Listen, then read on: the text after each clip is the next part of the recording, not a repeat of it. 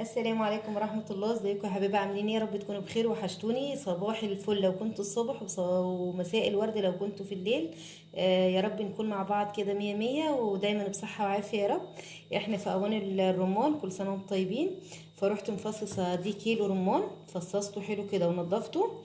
وهروح جايبة طبق كده نخزنه مع بعض. الرمان بيبقى فيه قيمة غذائية حلوة، فانا بفضل يبقى في البيت صيف وشتاء. فبخزنه، فروحت مفاضيه في البوله الكبيره دي شويه، ورحت جايبه تلج، مكعبات تلج اهي لازم ينغسل بتلج اهي ينغسل كده بتلج بميه ساقعه خالص ينغسل غسله حلوه اهي. يبقى احنا كده غسلنا الرمان مع بعض غسله حلوه بالتلج، حاجه يعني ايه، يبقى لازم الميه ساقعه فيه. يبقى كده خلصنا الغسيل اهو. ورحنا جايبين المصفى بتاعنا هنروح جايبينه نقعينه كده شايلينه كده حاطينه في المصفى بتاعنا كده يصفى حلو. بصوا الميه مش قادره اقول لكم ايه، يعني بصوا تلج، يعني مش قادره اقول لكم. غسلناه كده حلو. نروح بقى مطلعين التلج منه ونخزنه في اكياس 100 كده. نضيف السكر برضو، يكون السكر في التلاجة. لازم كل حاجه تكوني بتخزني الرمان فيها لازم يكون في التلاجة. يعني ايه على جد كده، وبفهمكم كده وانتوا طبعا 100 يبقى كده خلاص مفيش ميه. نسيبه ينشف قيمه 10 دقايق مفيش ميه خالص نحطه كده على الطبق ينشف.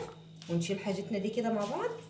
يبقى معانا الرمان نشف نروح جايبينه فاضينه برضو في الطبق دي تاني ما شاء الله زي العسل، اللهم بارك.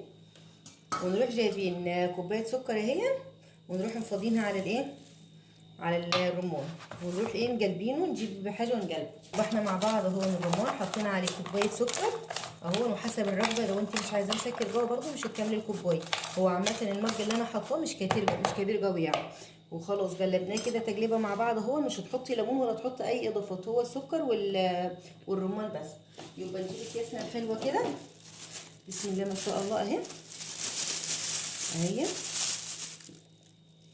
يبقى نبدا نغرف نملى الكيس دي ونملى الكيس التاني برضو حسب الكميه اللي انت عايزاها في البيت. نكمل مع بعض نغرف الحاجه في الاكياس ونوريكم. خلاص ملينا الكيس ده وملينا الكيس ده، اللهم بارك اللهم صل على النبي. نروح لافينه كده مطلعين منه الهواء كده، ونروح فاردين كده عشان بحيث ان الاولاد لو مش عايزينه عصير ياكلوه عادي وبرضو دي نفس النظام